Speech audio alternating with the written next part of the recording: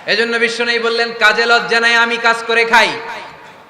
মা বাসাল্লাহু নাবিয়ান ইল্লা রাআল গানাম। বুখারীর বর্ণনায় বিশ্বনবী বললেন পৃথিবীর বুকে এমন কোন নবী নাই যেই নবীকে দিয়ে আল্লাহ ছাগল চড়ায় নাই। সুবহানাল্লাহ পড়েন। মা বাসাল্লাহু নাবিয়ান ইল্লা রাআল গানাম, ছাগল চড়ায় নাই এমন কোন নবী পৃথিবীতে আসে। সাহাবারা বললেন ইয়া রাসূলুল্লাহ বলেন কি, আপনিও আপনিও আপনিও ছাগল চড়িয়েছেন? বিষ্ণু বললেন নাম নাম, আমিও। ওয়া ইন্নী কুনতু আরআহা আলা কারারিতি আহলি মক্কা, আমি তো অল্প কিছু পারিশ্রমিকের বিনিময়ে মক্কা শহরের লোকদের ছাগলগুলো চড়িয়ে দিতাম। সুবহানাল্লাহ বলতে অনেক কষ্ট হয়েছে। বিশ্বনবী ছাগল চড়িয়ে খেতেন। কি নবী ছিল আমার! আহা, এত সুন্দর মানুষ, এত পরিচ্ছন্ন মানুষ, ছাগল চড়াতেন। অহংকার করতেন না, বিশ্বনবীর অহংকার ছিল না। সুবহানাল্লাহ পড়েন। শুধু কি বিশ্বনবী, সব নবীকে দিয়ে আল্লাহ ছাগল চড়িয়েছেন। কারণ ছাগল হচ্ছে খুব টেরা একটা প্রাণী, তাই না? ছাগল এত টেরা, ছাগলের গলার রশি ধরে যদি আপনি ডানে টান দেন, এটা কোন দিকে যাবে? বায়ে টান দিলে, সামনে টানলে, পিছনে টানলে পারা যায় কিছু? ভাবলেন সারা সপ্তাহ ব্যস্ত থাকি, আজকে আমার ছুটি, আমিও গোসল করি, এটারও গোসল করাই। রশি ধরে আপনি পুকুরে নামাবেন, এটা ওর বাপের কিরা এমনি দাঁড়াবে, ঠিক কিনা? ওরে টেনে নামানো যায় না। এর কারণ ওর নাম কি? কথা কয় না। এজন্য আমরা বলি পাগলে কি না কয়, ছাগলে কি না খায়। ও বুঝে না তো, ওর ভালো চাইলে ও বুঝতে চায় না। আল্লাহ বুঝাতে চাইলেন নবীরা ছাগল চড়াও, সবচেয়ে টেরা প্রাণী।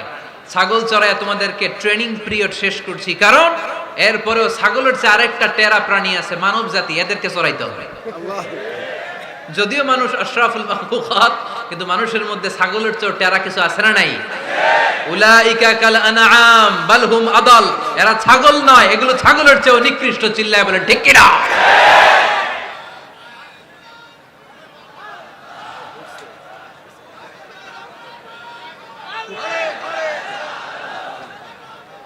এই এরকম আওয়াজে স্লোগান দিলে চলবে?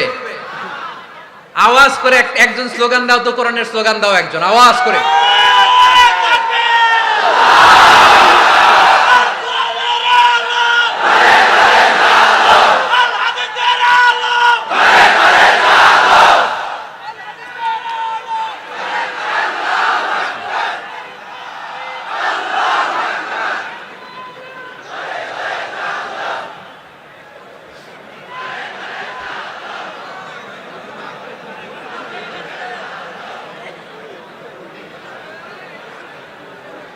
ঘুম চলে গেছে না? হ্যাঁ, এখনো আছে। আওয়াজ তুলে পড়েন লিল্লাহে তাকবীর, লিল্লাহে তাকবীর, লিল্লাহে তাকবীর। সব নবীরা ছাগল চড়িয়েছেন।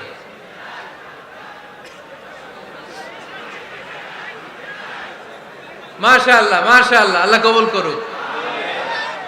এমন কোন নবী নাই যেই নবী ছাগল চড়ায় নাই। সুবহানাল্লাহ পড়তে হবে।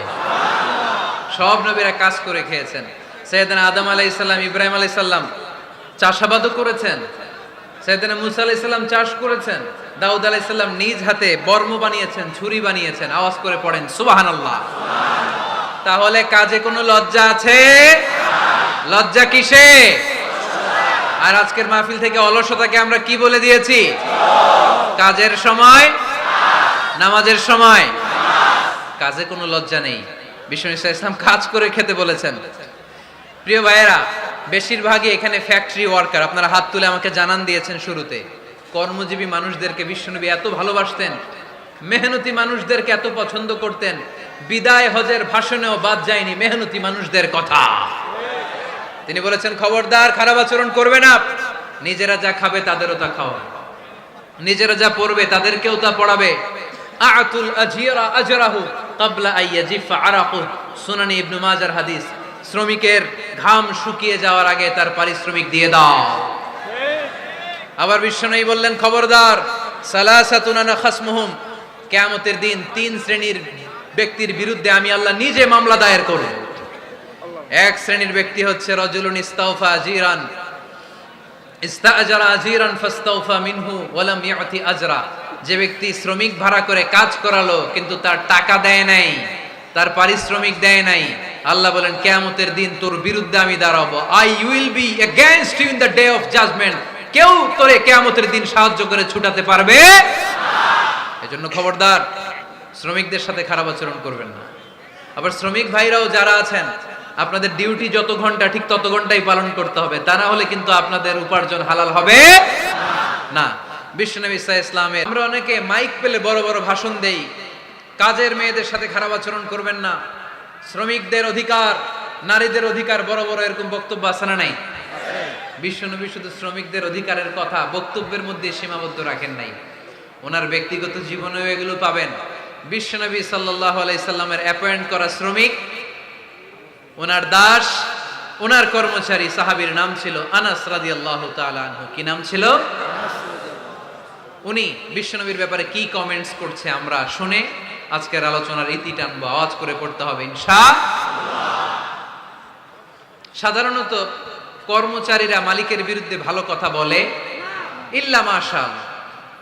অনেক মালিক আছে অনেক ভালো, তাদের ব্যাপারে আবার ভালো বলে। সাধারণত কারো ব্যাপারে যদি আপনি তথ্য নিতে চান, আপনি তার ওয়াইফের কাছ থেকে তথ্য নেন, তার কর্মচারীর কাছ থেকে নেন, তার বাড়ির দারোয়ান থেকে নেন, তার ঘরের কাজের মহিলার কাছ থেকে নেন, তার ড্রাইভারের কাছ থেকে নেন, তাহলেই তার ব্যাপারে আসল সব তথ্য বের হয়ে আসবে। দেখুন বিশ্বনবীর কর্মচারী বিশ্বনবীর ব্যাপারে কি বলে। সাহাবীর নাম সবাই বলতে হবে, সাহাবীর নাম রাদিয়াল্লাহু তাআলা আনহু। উনি বললেন বিশ্বনবী যখন মক্কা থেকে মদিনায় হিজরত করলেন, হাজার হাজার মদিনাবাসী বিশ্বনবীর সাথে দেখা করতে গেল। যারাই দেখা করে সবাই বিশ্বনবীর হাতে কিছু না কিছু হাদিয়া দেয়, যারাই দেখা করে হাতে করে বিশ্বনবীর হাতে কিছু না কিছু দিয়ে দেয়। সুবহানাল্লাহ পড়ে। তাহাদাও তাহাব্বু, একে অপরকে হাদিয়া দিবেন, মহব্বত বাড়ায় দিবে কে? আল্লাহ। হাজবেন্ড স্ত্রীকে গিফট করবেন, স্ত্রী আবার হাজবেন্ডকে গিফট করবেন, বন্ধু বন্ধুকে গিফট করবেন, গার্লফ্রেন্ড আবার বয়ফ্রেন্ডের গিফট করতে যায় না, তাহলে ভেজাল আছে না নাই? চেক এন্ড ব্যালেন্স করতে হবে। আমি প্রায় বলি ভালোবাসবেন জায়গা মতো, স্ত্রীকে ভালোবাসলেও সওয়াব আছে না নাই? স্ত্রীর সাথে অন্তরঙ্গ সময় কাটালেও সওয়াব আছে না নাই? কিন্তু এই সময় যদি শালীর সাথে কাটান, ঝামেলা আছে না নাই? ভাবির সাথে কাটালে ভেজাল আছে না নাই?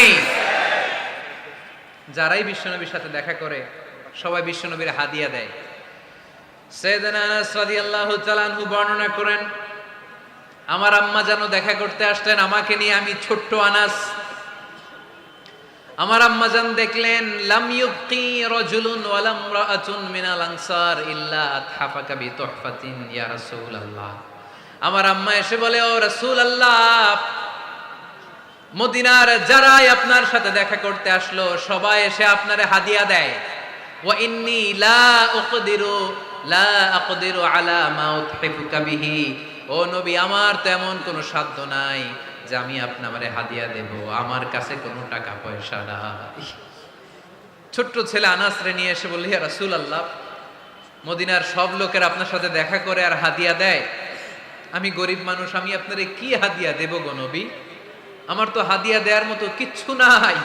ইল্লা ইবনি হাদা, আমার নাড়ছেরা ধন, আমার কলিজার টুকরা সন্তান এই আনাস ছাড়া আমি আমার কলিজার টুকরা সন্তান আনাসরেই আপনারে হাদিয়া দিয়ে দিলাম। খুদ হাদা ইয়া রাসূলুল্লাহ, আমার সন্তান আনাসকে আপনি নেন। ইয়াখদুমুক মা বাদালাক, সে যদ্দূর পারে আপনারে খেদমত করবে। সাইয়েদনা আনাস বলেন, সেদিন থেকে আমি বিশ্বনবীর খাদেম। কি আর খেদমত করব, নবীর মেসওয়াক এনে দেই, জামা এনে দেই। 10 বছর খেদমত করার পরে বিশ্বনবীর খাদেমের মুখে শুনুন বিশ্বনবী কেমন আচরণ করতেন সাইয়েদনা আনাস রাদিয়াল্লাহু তাআলা আনহুর সাথে। সাইয়েদনা আনাস বলেন, খাদিমতু রাসূলুল্লাহি 10 সিনিন, 10টি বছর আমি আমার বিশ্বনবীর পেয়ারা নবীর খেদমত করলাম। ফামা দরাবানি, একদিনের জন্য বিশ্বনবী আমার গায়ে হাত তোলে নাই। পড়েন সুবহানাল্লাহ। ওমা সাব্বানি, একদিনের জন্য আমার গালি দেয় নাই, বকা দেয় নাই। ওমা আবাসা ফি ওয়াজহি, একদিনের জন্য বিশ্বনবী বিরক্তির চেহারা নিয়ে আমার দিকে তাকায় নাই, ভ্রু কুচকে এরকম আমার দিকে তাকায় নাই। আমরা রেগে গেলে বিরক্ত হলে কি করি? আমাদের ভ্রুগুলো কুচকে যায়। আনাস রাদিয়াল্লাহু তাআলা আনহু বললেন, একদিনের জন্য আমারে পিট্টি দেয়া তো দূরের কথা, আমাকে পিটানি দেয়া তো দূরের কথা, আমাকে মারে নাই, আমাকে গালি দেয় নাই, কোনোদিন আমার দিকে বিরক্তির সাথে তাকায় নাই। ওয়ালা ক্বালা লি লিমা সানা'তা ওয়ালা লিমা লা সানা'তা, কোনোদিন এও বলে নাই আনাস এটা কেন করলা, ওইটা কেন করো নাই। চিৎকার করে পড়েন সুবহানাল্লাহ। এজন্য বিশ্ব নবীর মতো আমাদেরকে আমাদের শ্রমিকদের সাথে, অধীনস্থ কর্মচারীদের সাথে আচরণ করতে হবে। রাজি আছেন তো সবাই? এন্তেকালের আগে বিশ্বনবী সাল্লাল্লাহু আলাইহি সাল্লাম দুইটা কথা বললেন। কয়টা? এক নম্বরে বিষ্ণু ঈসা ইসলাম বললেন আসসালাত, আসসালাত, নামাজ, নামাজ, উম্মতেরা নামাজ, নামাজ ছেড়ে দিও না।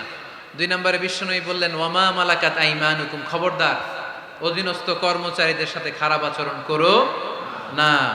আমরা খুব দুঃখের সাথে লক্ষ্য করেছি, পত্রপত্রিকায় এসেছে মানবাধিকার কর্মী, নারী আন্দোলনের কর্মী মাইক পেলে বড় বড় ভাষণ দেয়, আপনারা কর্মীদের সাথে ভালো আচরণ করবেন, কাজের মেয়েদের সাথে ভালো আচরণ করবেন, কিন্তু ওদের বাড়িতে এই কাজের মেয়েরা নির্যাতিত হয়। চিল্লায় বলেন ঠিক কিনা? আহা, পত্রিকার রিপোর্ট দেখে অবাক লাগে। খুন্তি দিয়ে চুলায় লোহা গরম করে পিঠে শেক মেরেছে, এরকম আছে না নাই? বিশ্বনবী সাল্লাল্লাহু আলাইহি সাল্লাম বলেছেন খবরদার, কিয়ামতের দিন তাদের বিরুদ্ধে আল্লাহ মামলা দায়ের করবে। আমরা যেন কখনো আমাদের অধীনস্থ কর্মচারীদের সাথে খারাপ আচরণ না করে আল্লাহ তুমি তৌফিক দাও, আমরা পড়ি আমিন।